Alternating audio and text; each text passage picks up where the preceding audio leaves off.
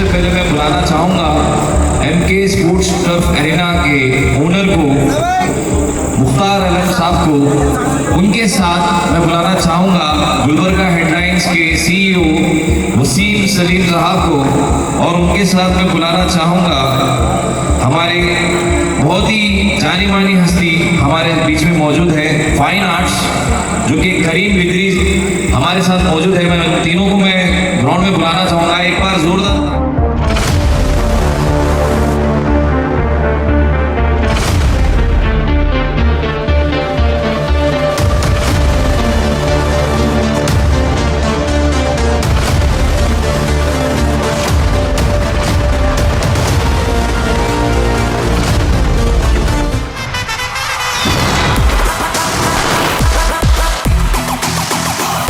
ये खेल है शेर जवानों का,